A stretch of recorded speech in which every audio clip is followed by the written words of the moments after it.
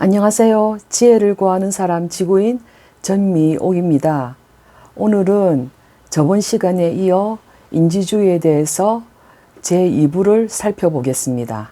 인지과학의 정보처리적 패러다임은 마음을 하나의 정보처리 체계라고 상정해서 마음의 과정을 감각, 지각, 학습, 기억, 언어, 사고, 정서 등의 여러 과정으로 나누어 각각의 과정에서 어떠한 정보 처리가 일어나며 어떻게 상호작용하는가를 탐구하고 다음으로 각 과정에서 어떠한 정보 구조, 즉 표상 구조가 관련되는가를 밝히려 합니다. 그럼 여기서 표상이라는 단어가 나오는데 아마 여러분들 중에 생소하신 분들도 많을 겁니다. 이 표상이 무엇인가에 대해서 간략히 설명하고 가겠습니다. 표상에 대해 간략히 설명해 보면 표상이란 감각적으로 의식된 외적 대상이 우리의 의식상에 나타나는 마음의 어떤 심상 같은 것입니다.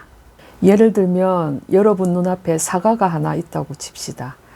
여러분들이 사과를 봤을 때 사과라고 알아보는 것은 여러분 마음에 그 사과에 대한 표상이 있습니다. 그 표상이라는 것이 뭐냐면 이 사과에 대한 어떤 모양, 향기, 맛 이런 것에 대한 여러 가지 어떤 정보가 있겠죠. 그죠? 이런 것들이 여러분들 어떤 마음속에 어떤 이렇게 정보로 저장이 되면서 사과를 보는 순간 그 사과를 알아볼 수 있는 겁니다. 이렇게 마음에 저장되는 여러 가지 어떤 정보나 이런 모양 같은 것들이 전부 다 심상에 해당될 수 있고 이걸 표상이라고 합니다. 따라서 마음의 현상, 심리적 사건은 정보의 내용 및 정보를 처리하는 사건으로 개념화되는 것입니다. 이런 바탕 위에서 정보처리적 패러다임의 인지과학은 인간의 삶의 과정, 즉 인지과정을 중심으로 연구를 합니다. 왜냐하면 정보처리의 본질이 자극의 의미를 파악하거나 부여하고 이를 정보로서 활용하며 그 결과를 내어놓는 과정, 곧 각종 알을 획득하고 활용하는 과정이기 때문입니다. 인공지능 연구 그리고 컴퓨터를 정보 처리 시스템으로 간주하는 일반적인 생각은 인지과학의 형성 과정에서 함께 형성된 분야이고 생각들입니다. 컴퓨터 과학에서 정보 처리 시스템, 계산 개념은 정보처리적 패러다임의 인지주의 형성 과정, 발전 과정에서 컴퓨터 과학자, 수학자, 논리학자, 심리학자, 언어학자, 신경과학자, 인공뇌학자 등이 서로 생각을 주고받고 다듬어가면서 생겨난 것입니다.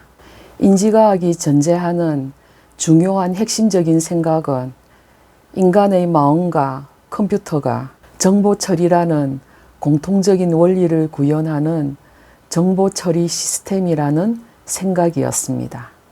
그러나 정보처리 시스템으로서의 마음을 개념화하는 데 있어 살아있는 몸을 지닌 인간의 특성이 고려되어야 한다는 주장이 대두되면서 나중에 인지과학과 컴퓨터과학에서 1980년대에는 뇌와 신경계를 기초로 한 이론인 신경망 이론이 나오고 또 신경과학과의 연결이 이루어진 것입니다.